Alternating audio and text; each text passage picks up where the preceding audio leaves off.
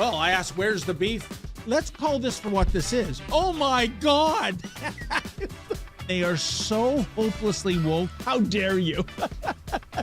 That is the intellectual capital of the left today. Give me a break. You are now watching the Daily Roundup. Good afternoon, ladies and gentlemen. You have tuned into the Daily Roundup on this, a Thursday, April 6, 2023. I'm David Menzies, and my co-host, well, let me tell you a little bit about my co-host. Do you know what, folks? Today is National Sorry Charlie Day. It's a day where we're supposed to reflect on all the times we've been rejected, whether it's a sweetheart or a college or a bank or a prospective employer. My friend does not observe National Sorry Charlie Day. She's never been rejected. She's that darn lovable. She is the she-devil with a slingshot. She is the Khaleesi of the greater Coburg area. She is Tamara Ugolini. Hey there, Tamara. Hey, David, I have to correct you. I have been rejected a few times, and that includes my reporting for Rebel News. I guess if you're triggered, I've only been rejected by triggered liberals, let's be honest. I never thought about that. But I'll tell you this much. It brings much. me back to a report I did locally at one of our local restaurants, which, funny enough, I used to work at the Mill Restaurant and Pub in Coburg, where Anita Anand was attending a schmoozy liberal event. And we staked out there for, I think it was almost 2 hours before the police were waiting just around the corner to see how the situation would unfold. But that sticks out of my mind as being a time I was rejected, prevented entry, and being sort of denounced as a, I think, far right extremist by gatekeeper Ben.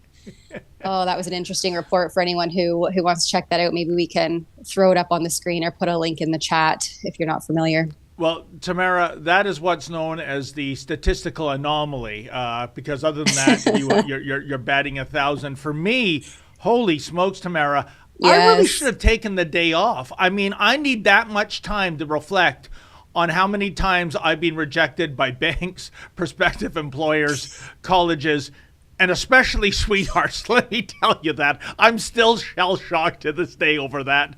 But I digress. Tamara, what is it that we're hopefully trying to do here today? Yes, other than condemning our own woes, we are getting into first and foremost, some crazy transgenderism. But before we get into that, let's just do a little bit of housekeeping. So for anyone who's just tuning in to our daily roundup, this is a way for us to sort of dissect the news of the day for an hour live with you, our viewers. And we are currently streaming on a few different platforms. So YouTube, the Censorious Thugs of Silicon Valley, Rumble, Odyssey, Getter, and now even Twitter. So you can join us on any of those platforms. And since we do have a large following on YouTube, we like to make sure that we capture all of you. But if we get into some COVID nitty-gritty, which we may get into towards the end of the stream, we will have to cut our YouTube channel and switch over to one of those other platforms because we've been completely demonetized by YouTube. If you don't already know, I suppose for questioning the science and engaging in what certain Silicon Valley enthusiasts would deem as wrong think and wrong speech. So I would suggest that you just head on over to one of those other platforms, join us there. And they also offer a great way for you to engage with us directly through hyper chats or super chats. So that's a way for you to give a small monetary donation to us to help us in our independent journalism, because we don't take handouts from our government. We are not state broadcasters. We are independent journalists and an independent media company. So we rely on your generosity and your donations to stay afloat. So if you give us $5 or more, you can have your opinion read on screen, and you can tell us what you think of our opinions or give your own, get some feedback, give us any tips. So I encourage everyone to go on to one of those platforms and use that. We also have a current initiative. There is a new documentary in the making. Our in-house documentarian, Kian Simoni, is working to produce a comprehensive feature film in conjunction with our chief editor, Sheila Gunn-Reid, called Church Under Fire, Canada's War on Christianity. So you can head on over to savethechristians.com to find out more about that documentary. And of course, chip in if you're able to, as we're crowdfunding for their travel and to cover all of the technical expenses with the production of this documentary. But it's basically, it will feature the abuse that Christian pastors have faced from tyrannical governments, especially here in Canada, leading up to and during the COVID-19 pandemic. So there will be some really great highlights and some kind of where are they now pieces intermeshed in there. So check it out at savethechristians.com. And then even after that, once we end this stream, which we're hoping to do right timely manner at 2 p.m. Eastern, we will be featuring an exclusive series of Roxham Road reports. So that's Canada's infamous illegal border crossing, coming from our star Quebec reporter, Alexa Lavoie, and video producer, Lincoln J. It will premiere right after we are done this stream. So if you'd like to stick around, you can check that out. And or you can head on over to exposeroxhamroad.com and find out all of the reports there. But the latest will be premiering when we're done here, hopefully right on time at 2 p.m. Eastern. So all of that stuff aside. And I'm so happy you remembered that all, Tamara. Super producer Efren mentioned to me that I should suggest those reminders to our audience. And as Roger Clemens would say, I already misremembered everything. So thank you for bailing me out here. But so our first topic, because it never ends and it just gets worse and worse. It's the ongoing virus. No, not COVID-19. I speak of transanity. And, Tamara, we've got a video clip. The Durham District School Board, which is one of the wackier school boards out there in Ontario, and considering I'm including the Waterloo Regional School Board and, of course, the Halton District School Board, home of Busty Lemieux. And the solution, by the way, folks, if you want an update, they don't know what to do with him anymore, except tell him to stay at home, get his full salary and benefits, and presumably pension, because we have no idea how long he's going to remain at home. So that's where the big-breasted shop teacher is right now. But this is interesting. A library department head, Shane Stagg. Shane Stagg, it sounds like a male porno performer, you ask me. He says society must fight to end hyperfemininity. I don't know what hyperfemininity is. I think I have a theory as to what it might be. Why don't we run this minute-long clip and try to make sense of it on the other side, Tamara? Yeah. District 13 recognizes the significant harm rooted in our colonial past and the impacts of colonialism that continue to this day. Yeah.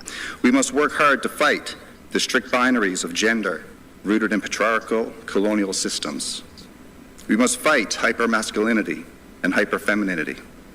We must challenge that gender is rooted in biology. We must challenge the cultural norms of blueness and pinkness defining our expression and genders. All sexism, homophobia, and transphobia are rooted in these strict binaries, and they must end. As we raise the transgender flag today, we gather in celebration of the richness, diversity, and gifts the trans community offer to us all. Tamara, I bet you a donut this guy is a graduate of gender studies, because that seems like the playbook from start to finish what he was saying. But this hyper masculinity, is that the new word for toxic masculinity? And people like him are around today because there was a lot of toxic masculinity in conflicts like, the First World War, the Second World War. Otherwise, if we didn't have all that toxic masculinity, we're probably living under the flag of not the transgender community, but the swastika and speaking German. But and then he talks about blueness and pinkness. I mean, buddy, pick a lane. Isn't that the color of the transgender flag? It's baby blue and pink and white. So, this is incredible. But when he talks about ending hyper femininity, we have another clip, and I'd love to run it too. It's Tulsi Gabbard in the United States, and she tweeted out a bit of her speech where she said there is no greater expression of hatred and hostility towards women than to erase our existence as a category of people. Well done, Miss Gabbard. This is what's going on. This is a war on women.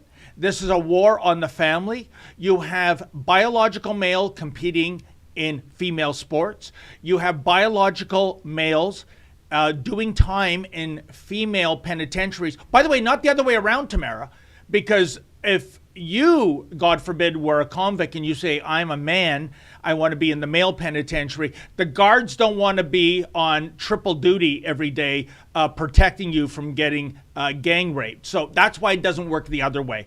This is unbelievable, this mumbo jumbo that this librarian is saying, who's part of a school board. No wonder kids right now, they're not being educated, Tamara. They're being indoctrinated when they have to listen to garbage like this. Not just is this a part of the school board, but this is literally the department head, the library department head. This is the person in charge of choosing the materials that are currently available to children in their school libraries. And this is the thing that parents currently are expressing concern over, are what are being called supplementary materials. And so it's all under the guise of inclusivity and tolerance and the transgender nonsense that's really coming in and permeating our schools and affecting our very young children. And I mean, I would like to ask this person, Shane Stagg, what fighting strict binaries looks like, because to me, and as someone who speaks to these concerned parents, it's that we should be radicalizing children with the idea that gender is a social construct, that they can just be whoever they want to be willy-nilly. They can identify as a hawk if they so pleased one day and then be the other gender the next. But fighting strict binaries, as I have seen thus far in these people's minds, is sexualizing young children and forcing them into a box to label themselves as something that they should have no knowledge or concept of. These ideologies should be reserved for adults to debate robustly. They should not be questioning and permeating the young, impressionable minds of children. The science is still very clear that there are two genders, yep, that they have physical, mental, emotional attributes. And the individuals who are willy-nilly going in this other direction are a very small fringe minority, fraction of society. That's not to say that we need to disrespect adults or be rude and condemning to people who are struggling with mental illness and issues with gender dysphoria and seeking out, trying to identify who they are as a person. But I'm talking about adults.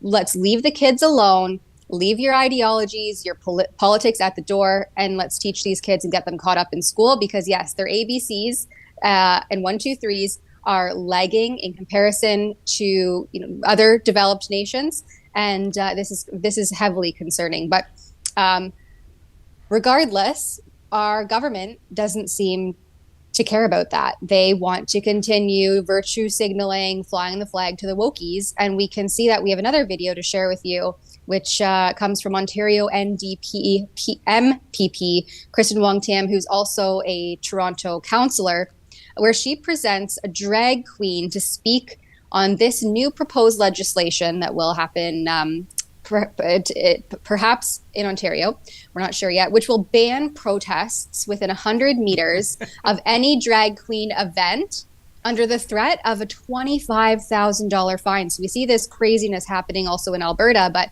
it's now coming over to Ontario. I mean, are we really surprised? But let's roll this clip. We will not let fear win. A world without trans people has never existed. A world without drag has never existed, and it never will. Queer people have always been here amongst us. They are our coworkers, they are our brothers, our sisters, they are our mothers, our fathers, they are our families. Drag is art, drag is culture, drag is educational, drag is creative, drag is comedy, but drag is not a crime. My name is Scarlett Bobo, and thank you so much for your time. Drag is educational. Yeah, really. I feel so sorry for that person, Tamara. Looks like she was at the local Color Your World paint store and the paint mixer exploded while she was walking by. When I first saw that group shot, organized by Kristen Wan Tam. She's now a they, them, by the way. I remember back in her City Hall days, she was just a plain lesbian. But now it's a they, them. I don't know what that includes. I can't even, decompartmentalize that. But, I really thought this was a poster either for the Munsters, the next generation, or the Addams Family revisited. Look at that. It's like everyone's about ready to dance to the Monster Mash. And that poor little girl, well, I think she's a girl. Could be a guy. You don't know anymore. And, God forbid, you don't want to misgender anyone or use the wrong pronouns. That's a capital crime, Tamara. But this is indicative of what I've been saying for a couple of years now in terms of this trans movement. It's not about equal rights. It's about special rights. How dare this NDP MPP thinks that this should be a protected class with a perimeter around it that is immune to a protest. That you're right. This is the garbage that's drifted over, I guess, with the westerly winds from Calgary with that kooky mayor. Sorry, it doesn't work that way in a democracy, because who else are we going to give this special protection to, Tamara? Pretty soon you won't be able to protest anywhere. You know what? I think that is the end goal, to be quite frank. We see with Bill C-11, we're on pins and needles, seeing who's going to get yanked and disciplined and fined. And I guess when it comes to off the internet platform in the public square, I guess there's going to be certain people that you can't, or certain ideologies that you can't protest either. I don't even recognize this country sometimes, Tamara. Same. And we saw that precursor throughout the COVID narrative, right? Where your right to assemble, your right to protest, your right to condemn government action and speak out against the harms that their policies are causing onto yourself and the general public. All of that was completely quashed and squashed and trampled on by our government and by the police. And so now we see this translating, to put a play on words, over into this trans ideology. And, the thing about this drag queen in particular started off her speech with brothers and sisters and mothers and fathers. So, there's a trans person, to not misgender them, using those strict binaries that we must fight, as per the head of the library department at the Durham District School Board. And I only just wish there was some other way that we could model tolerance and inclusion and respect to children without putting them in front of a grotesquely dressed caricature of a woman to read them stories. Is there not another way? This is the thing, Tamara. It's this obsession with the youth that this community obsesses about. I don't have any problem with drag queen performances. No. If you're at a bar and you're a patron, if you like it, hey, that's your thing, great. If not, you can leave. But coming into schools, coming into libraries, 2 nights ago at Scotiabank Arena, they had a drag queen show, and there were children at that Leafs game. This is what I am quite concerned about. And you mentioned, the kind of materials that are in the school board libraries. I can't remember the title, but there's at least one book, and the story Identity.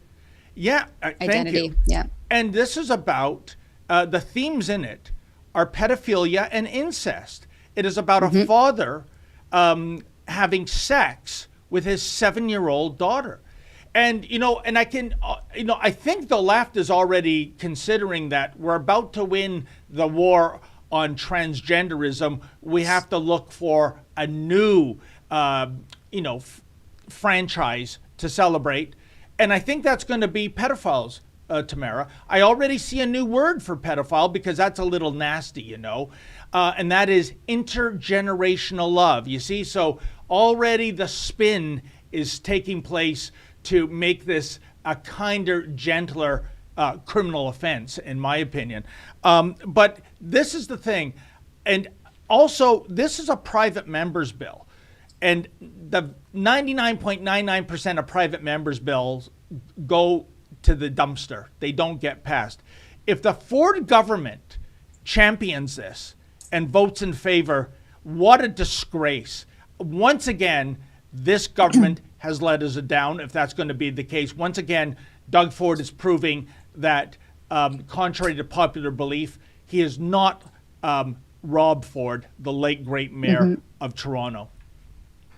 Yep, and that's the thing that the parents are denouncing and protesting about when they're talking about the trans issues infiltrating the schools. I mean, this is overt perversion coming into our schools for very, very young, impressionable children. You know, I'm not even talking about high schoolers who have a more developed brain and are able to rationalize and think logically about topics from a more critical perspective. I'm talking about elementary school age children.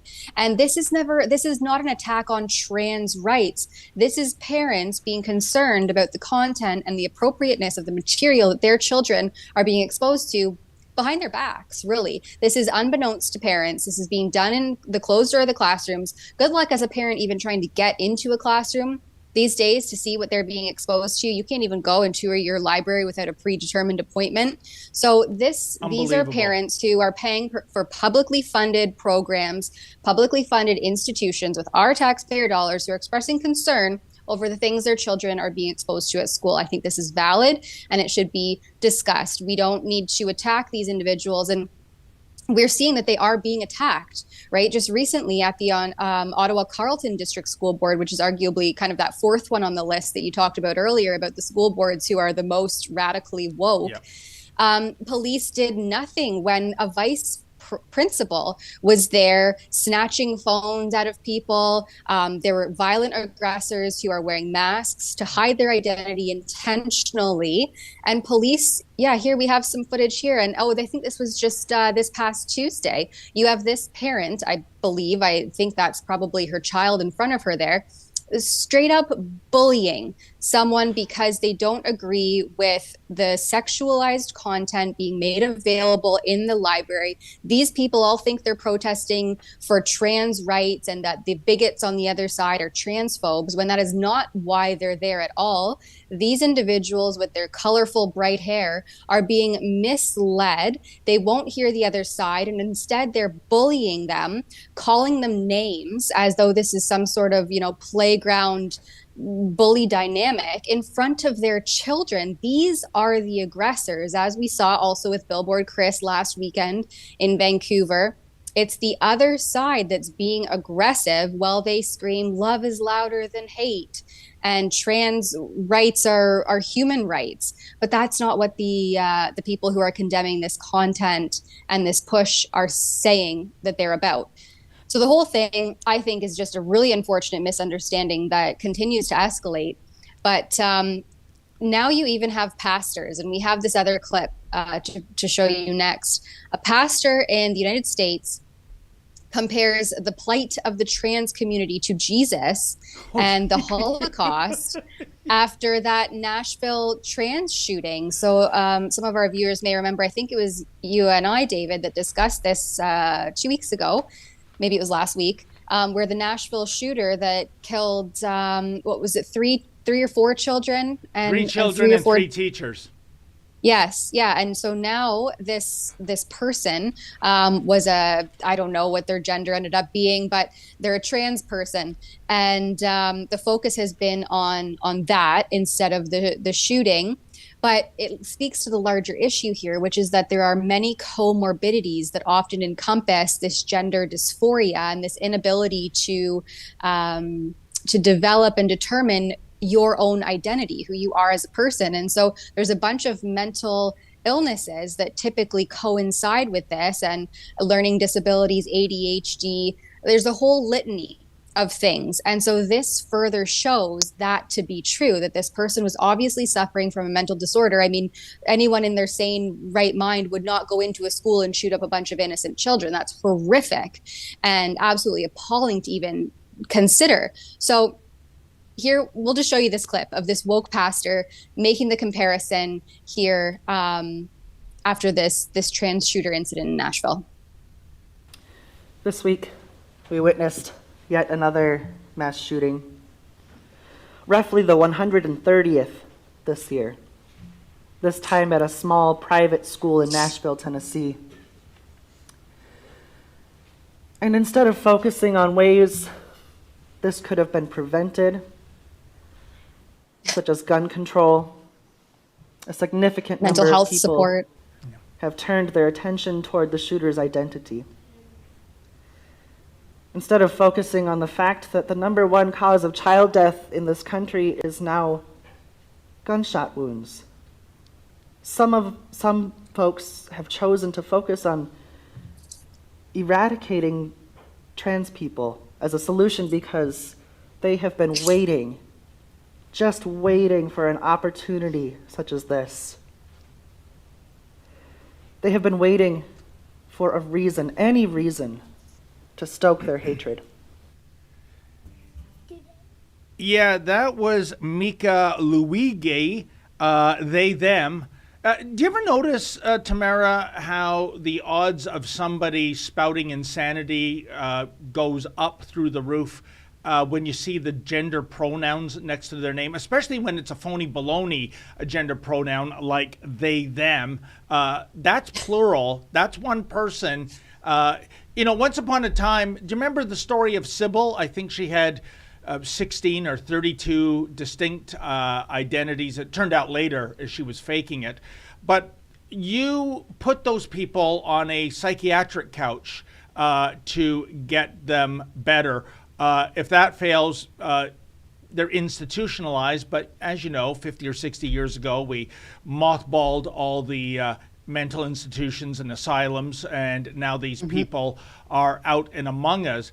But this idea, I mean, if you look at what he said, he's comparing Hale, the shooter, and if you remember, by the way, Tamara, when this Nashville school was shot up, the thrust of the mainstream media coverage in the U.S.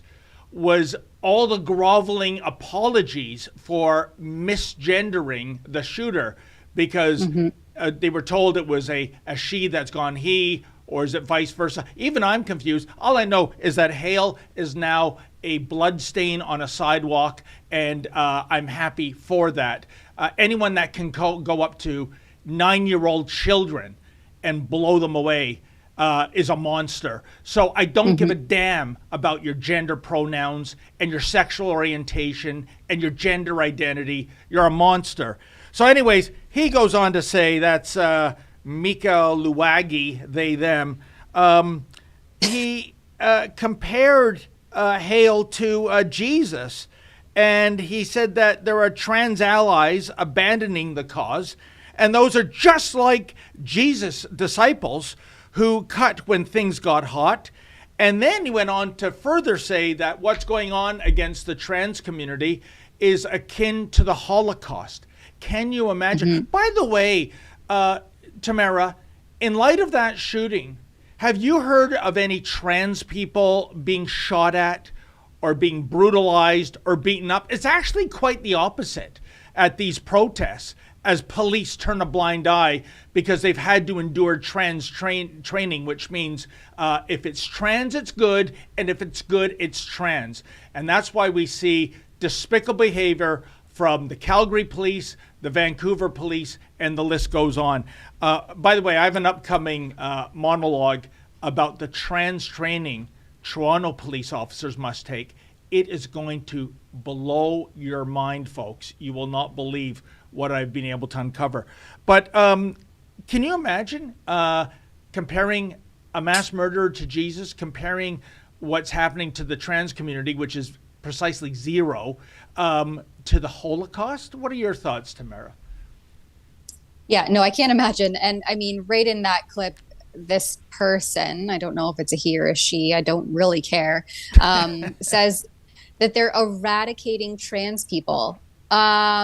No, I don't. I haven't seen any of that anywhere. Again, this isn't about trans rights. The protests and the concerns that I have seen, that I've witnessed, that I've heard of from concerned parents and also from people within the trans community itself, it's that this is sexualizing children. It's being done under the guise of being inclusive, tolerant, and, catering to this trans ideology. But in fact, what it's doing is it exposing children to sexually explicit content that is inappropriate, in many instances grotesque. And as I've already stated, in the case of that book, Identity, it is overt perversion, and they want it out of the schools. And you can do that if you're so willing, and if you want to teach your children this sorts of things, then you can do that on your own time. No one's coming after trans people. No one's trying to impede on the rights of trans adults or otherwise.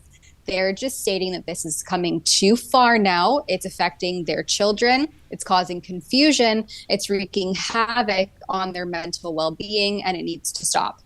That's it. There's no attack. There's no one coming eradicating trans people. You're 100% right. And if you think that allowing biological males into female sports, into female prisons, if you think that's a display of equity and inclusion and tolerance and diversity, no, actually what you are doing is you're allowing misogyny to take root.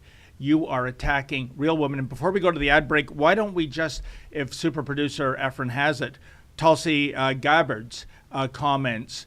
What a brave politician and patriot this woman is, because just when you think that the inmates are completely running the asylum, Tamara, along comes someone like Tulsi with her words on what is happening to real women today. Check out the bravery of this woman, folks. And that's what's so dangerous about what we're seeing here is the weaponization of these institutions that should exist to serve the best interests of the American people, but instead are being manipulated to serve the political interests of the party that's in power. And this is the kind of warning signal to all Americans, regardless of what party you identify with. You maybe don't identify with one party or another, who you like, who you don't like, is this sets that precedent of saying, well, whoever gets in power then has at their disposal all of these different federal agencies and law enforcement agencies to go after their political. Sorry about that, folks. That was about the arrest of former President Donald Trump. We're going to try to find the right clip. By the way, she's right on that, too. She's pretty much right on everything. And, it's good to see that it's coming from someone like Tulsi Gabbard, because the left can't do the demonization. She is a Samoan American. Her religion, she is a Hindu. So they can't play the whole white supremacy crap when it comes to this lady and her opinions. And I think, Efren, do we have that clip yet? Or maybe we can run it after the ad break. Why don't we, I'll read, we have a super chat here, Okay. so I'll read that while we search out the clip. And I have another clip, but it's quite long, so I thought maybe we could show maybe the first minute of it. But regardless, we have this ableist SL gives $5. Thank you very much. Regardless of how we rip control of the country from the globalists, the regressive left will remain an unnegotiable terrorist threat that must be dealt with via extermination. I think that is pretty extreme. I'm going to state right here, right now, that I don't agree with any sort of ideation about extermination. I think that is wrong. I think that is equally as grotesque as what we see from the other side. And I think that the way to move forward in this is to be respectful, to uphold the cornerstone of democracy, which is respectful debate, conversations, and criticisms. Because as we see the left spiral into censorship, into legislation that directly hits on our constitutional rights and freedoms, our civil liberties, we must look to other ways to continue to uphold those cornerstones of democracy. I, on this platform, live denounce this idea of extermination, and I don't agree at all with that sentiment. No, 100%. The answer is never violence and death and extermination. That's not right.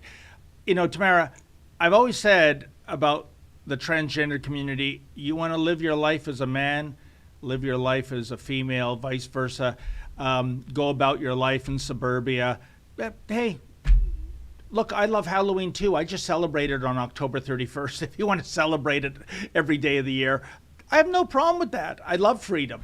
But don't poach upon our kids. Don't have drag time story hour.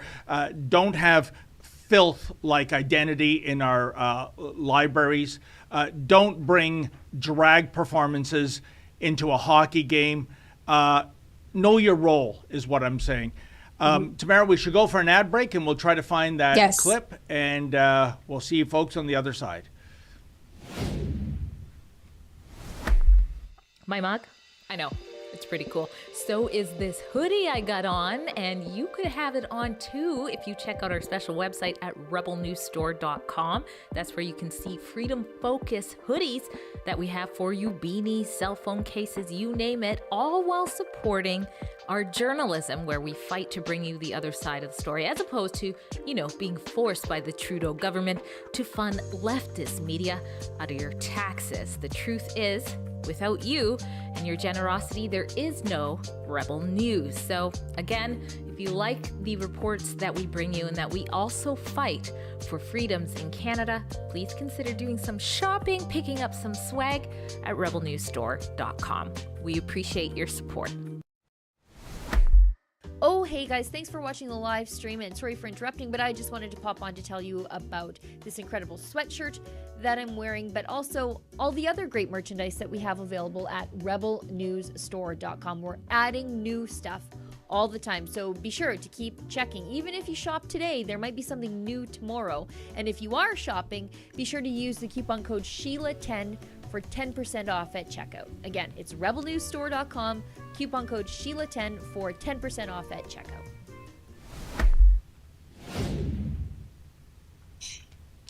Well, we did not find that clip, but if you go onto the Twitterverse, you can find it. Just look for Tulsi Gabbard. So much more to get to, Tamara. I see CBC Arts has posted on social media, drag queens were hugely popular in World War I. Remember them as the current war on drag intensifies. First of all, I don't remember that part of history of World War I, but even if that is indeed the case, they've dug up some archival photos of a man pretending to be a woman to entertain the troops. And remember, this was an adult audience. This was not drag queen story time. This was not bringing the drag circus to Scotiabank Arena, where there are kids trying to watch a hockey game as opposed to a striptease. What's so offensive about this, again, Tamara, is our tax dollars are funding this vile propaganda.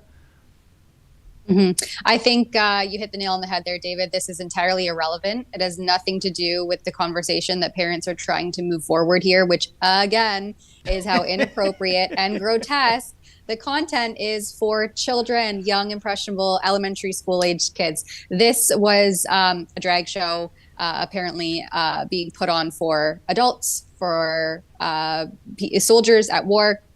This has nothing to do with drag queen story hour for children.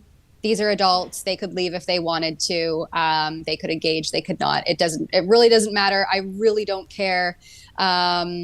But yeah, this is not surprising coming from our state broadcaster, that they could reach the depths of some historical records and dig up one impersonator that entertained soldiers out in the field of war.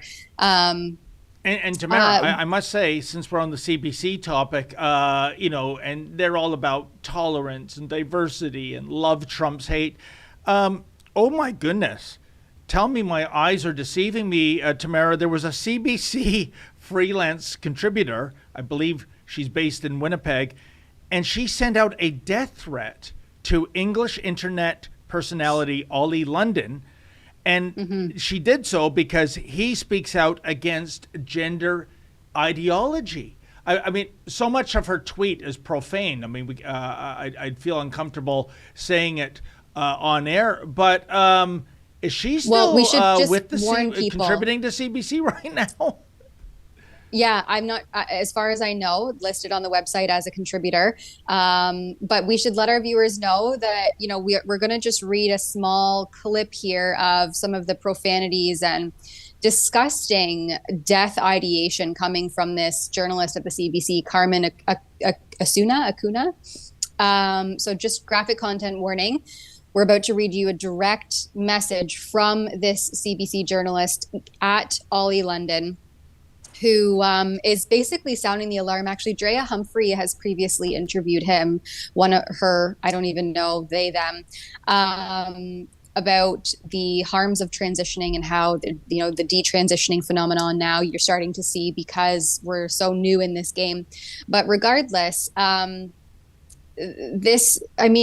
very first sentence from Carmen, this is a private message to Ollie London, says, "I literally hope you effing die. You are a piece of shit with nothing left in life. So you target marginalized groups and shed an awful and disgusting light on the existence of Asian and trans communities." This is a giant run-on sentence. I'm actually surprised that this person is a journalist because they don't even know how to structure a sentence with proper grammatical starts, stops, and etc. They say, I don't even know if the worst of it was published on this particular tweet. "I hope you are taken to a warehouse and tortured. I hope the plastic on your face burns and explodes." And it goes on. It is absolutely horrific, the detail in which this individual expresses their giddiness in harm, this ideation of causing harm to this individual. I mean, this is grotesque. So this is the likes. Oh yeah, there's another tweet further down that shares the last few not even sentences, the last words of this person, because all just one giant run-on sentence. I hope that they lose, their job. I don't wish job loss on many people, but this is extremely unprofessional. And as it says in the one photo there. If we can get back down to the second tweet, I think it is, the CBC's journalistic standards and practices, right? There's a link on that second tweet in the thread under about the author. Well, would this contradict or counteract the CBC's journalistic standards and practices? I would certainly hope so. So I think that Drea is planning to follow up with Ollie and get an interview to see where things ended up there and if there's any future developments. So for all of our viewers, please also stay tuned for that.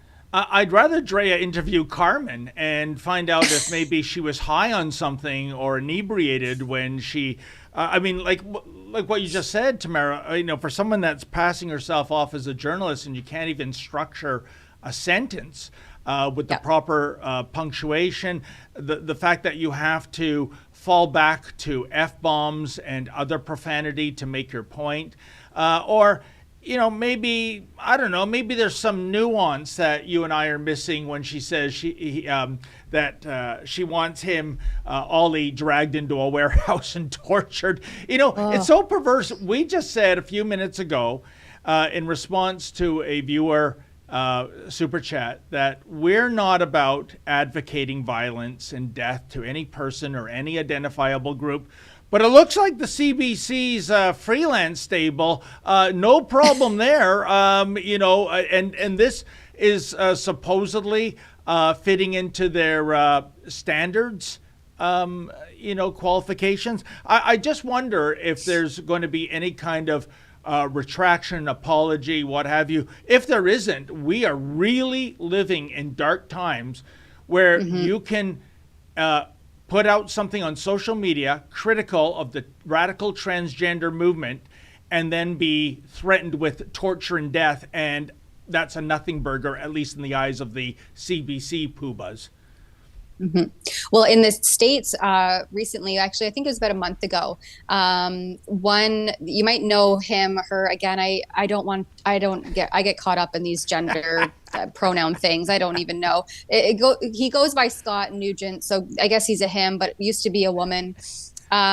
He or she has been a activist against the medical transitioning of children, right? Again, we're talking about children, about adolescents. This isn't about consensual adults who have their brain fully developed and can make their own informed choices, which even this individual, I think she was 42 when she transitioned to a man. And even then, she wasn't given the full informed consent over all the risks and the benefit of the procedures and the hormones and medications that she was given.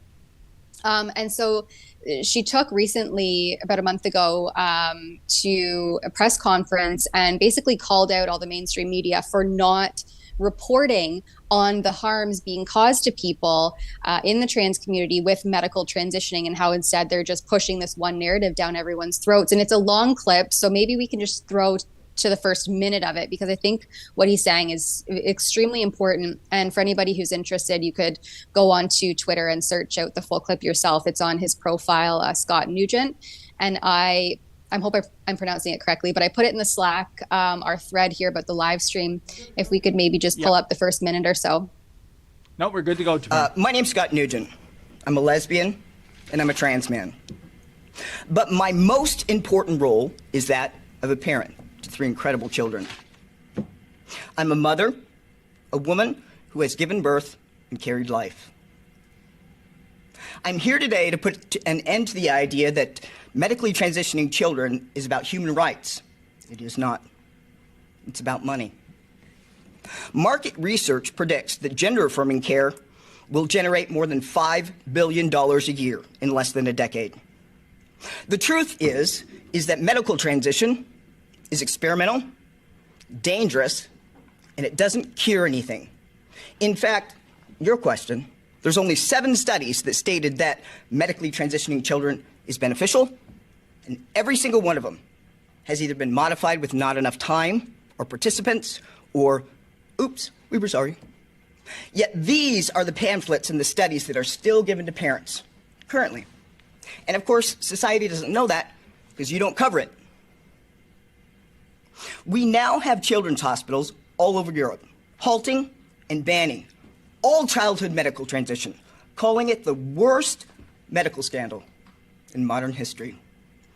Yet here in the United States, we have bigots everywhere. We have transgender people. We have gays and lesbians trying to talk. And people that are not trans and not gay and lesbian are calling us bigots.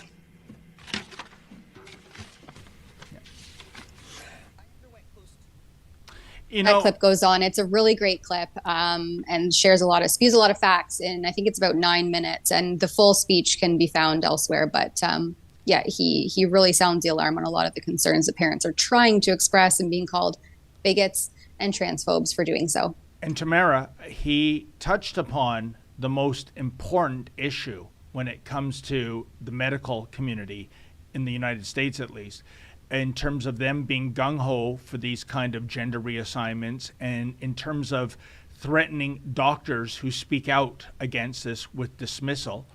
And that is the money. You always follow the money. He said, I believe, yes, $5 billion, and that's US dollars, not Canadian pesos, folks. That's what this industry is worth. Because when you are slicing and dicing the genitalia of a person, when you are, adding in all the cosmetic surgery procedures to make a man become a fake female and vice versa, those are 6-figure operations per individual. It adds up very quickly. And you can see by, the anger this person is expressing, you go through all of that, and then you find out, you know what? Your life hasn't radically changed for the better. Mm-hmm. You're still depressed. You're still in a dark spot. And the media never talks about people who are detransitioning, going back to the former sex they were. So this is wonderful to see this person calling out the media. They can't call this person a transphobe, can they, Tamara? Well, no, that's just it. But I'm sure there will be some way that it can be spun. And actually, the rest of the speech goes on to further talk about the profits that Big Pharma is garnering from the use of these medical experiments. Yep. And the fact that, again, these children can't make a true informed choice. Their parents aren't even being given all the information in these one-page pamphlets of the risks with very little benefit. And this Scott himself says that, he won't even live to see his grandbabies because of all of the health effects that he has suffered. And he didn't start transitioning until he was an adult. He was already fully formed and functioning. And so when you do these surgeries and treatments on children, we have no idea what the long-term consequence will be. But some more of that is shared in that clip.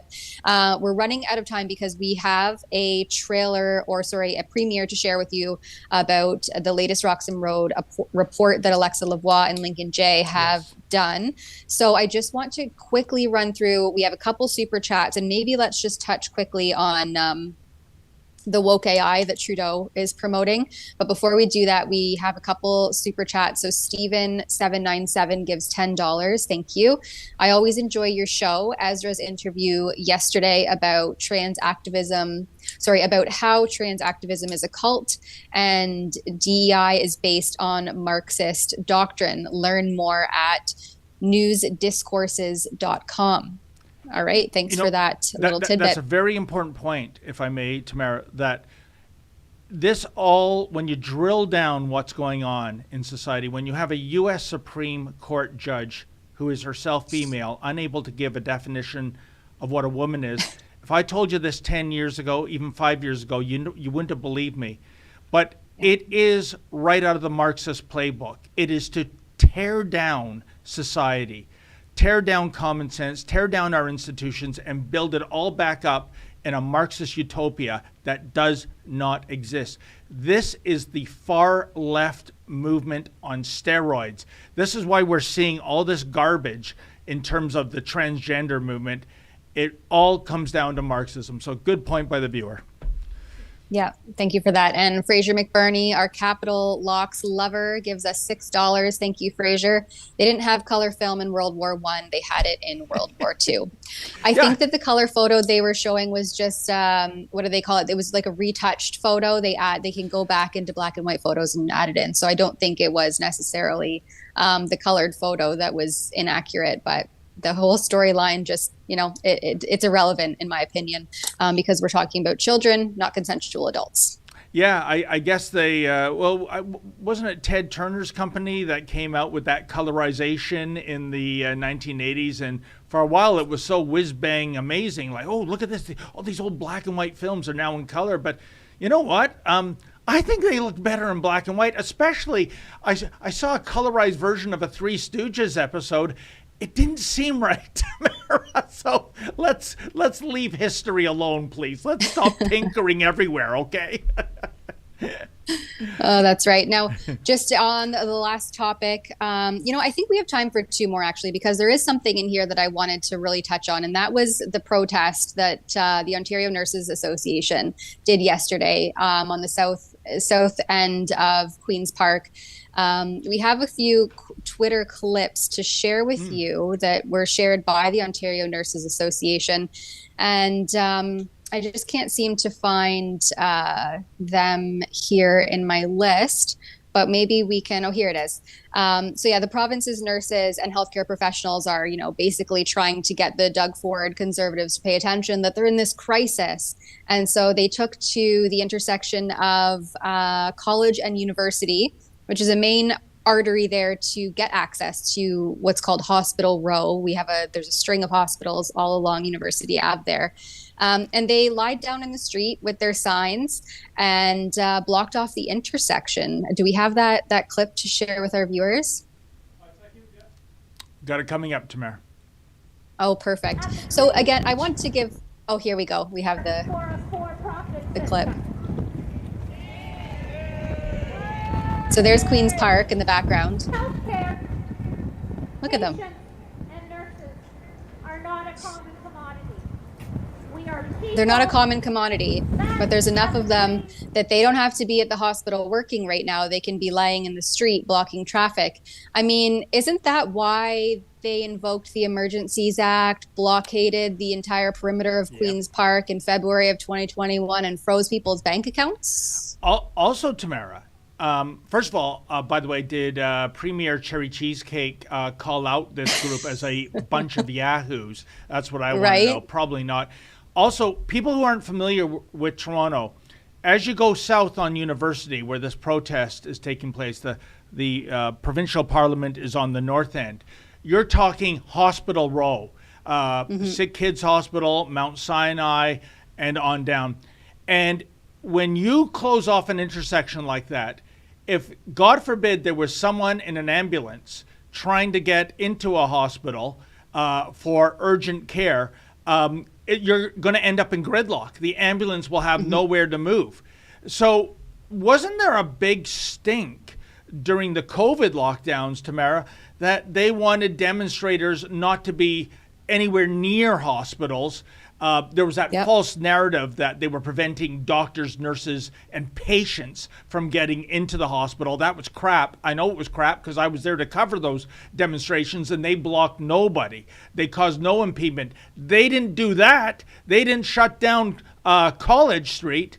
And like I said, you look south, it's Hospital Row. That is despicable and irresponsible. And what a double standard we live in, right? If it's the freedom movement, the mainstream media is condemning them on the front page.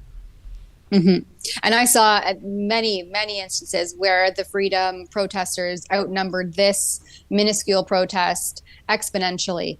So once again, it's not only a double standard, it's just more hypocrisy because the Ontario Nurses Association continues to fail to condemn vaccine mandates. So we know that there are a whole host of medical professionals, nurses included, and doctors who have been ousted from the profession completely due to the remained enforcement of COVID-19 vaccine mandates. It persists today. It continues despite the fact that the science shows that it doesn't prevent transmission and it doesn't prevent illness. These institutions, this union has failed to stand by their members who made their own autonomous bodily upholding their own bodily autonomy and made their own medical decision. So this is absolutely absurd that they're now lying down in the street saying that there's a crisis in healthcare. Well, why don't you advocate for all the healthcare workers that have been terminated, face job loss due to vaccine mandates, and even arguably prior to with the mask mandates, we know that there are many individuals who struggle to wear a mask for 12 hours straight, which is what they're expected to do. And we saw, I think it was being coined, I can't remember the early retirement, but there was a word that was being used or a catchphrase, the Great Resignation. We saw throughout the beginning of COVID. And so that was, the healthcare sector wasn't immune to this idea of the Great Resignation. People just couldn't keep up with the mandates, the nonsense, the BS, the rigmarole that they had to jump through these hoops just to perform their duties at work. So where's the Ontario Nurses Association about any of that? No, they're just going to lay in the streets and pretend like there's a big staffing crisis when they could fix it. And like I said before, right at Hospital Row. And I mean, to take your demonstration talking points from Extinction Rebellion, this is the kind of crap they do, Tamara. They block intersections. What happens is you see kilometers on every end of cars idling in traffic. By the way, those are the very worst emissions you can ask to come out of your tailpipe. You really want to be driving at a highway speed. Those are the best emissions. So Extinction Rebellion, which is all about, getting rid of fossil fuels, you're creating a scenario by blocking an intersection where the worst emissions are being emitted by cars. I can't make this up, Tamara. It does not compute. And you're right for the point you were making.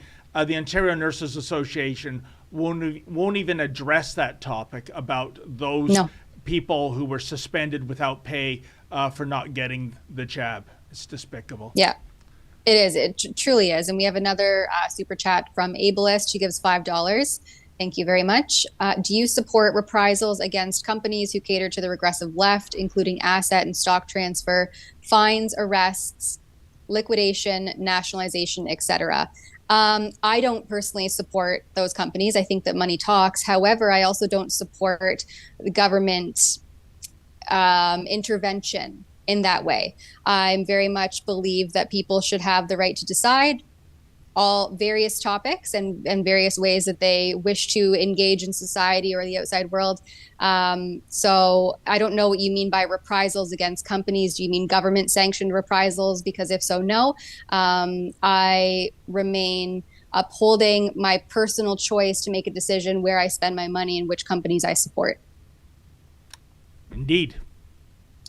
Now we're 2:02, so we have a premiere of this documentary. We did have a quick clip of Justin Trudeau that maybe we'll end the stream. We'll show you this little clip of Justin Trudeau, but then we'll go right to the premiere of the latest Roxham Road report. Does that sound good to everybody? That works for Hopefully me, our Tamara. viewers. Thanks so much. Perfect. All right, David. Well, you give your outro, and then we'll throw to this AI clip of Trudeau and stay tuned to our viewers for the Roxham Road report. Well, I just want to say thank you very much again to super producer Efren and yourself, Tamara Ugolini, and to all our audience who are celebrating either Passover or Easter. I hope you have a wonderful weekend. We'll be back on Monday. No broadcast on Good Friday. So keep with the live stream for the Trudeau clip. You're going to get some more inanity coming out of the mouth of blackface.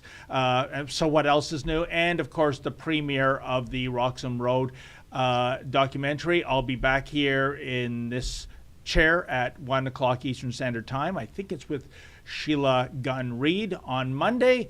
In the meantime, as always, folks, stay safe and stay sane. When Canada hosted the G7, the large industrialized nations in Quebec in 2018, we put in place, working with France, the beginnings of the Global Partnership on AI that is focusing on ethical rules and principles around AI. And it may be simple to say, okay, ethical rules, how do you ground that? Well, yeah, don't do evil is a good way to start, but how do you explain that to a computer? Well, grounding it in things like our Charter of Rights and Freedoms as an approach, making sure we're working with top scientists around the world around how the data is used, because AI needs two things. It needs brilliant programmers and thinkers. It also needs massive amounts of data that is reliable, that can be churned through. Well, the kind of data and the kind of programmers working on this, if it's all, a non-diverse bunch of experts who all went to the same schools and all went to the same place and don't have the intersectionality or the diversity of experiences to actually reflect those things. Well, the outputs of the AI are going to be skewed in favor of certain communities or certain power bases in this economy or in this society that will have better outcomes for some, which is great, for the people who already had the power, and worse outcomes for others who are invariably further marginalized as soon as there's development. So it's not just about good versus evil, it's about making sure there's multiplicity of voices and experiences and languages and perspectives as we train up these AIs to be more and more thoughtful.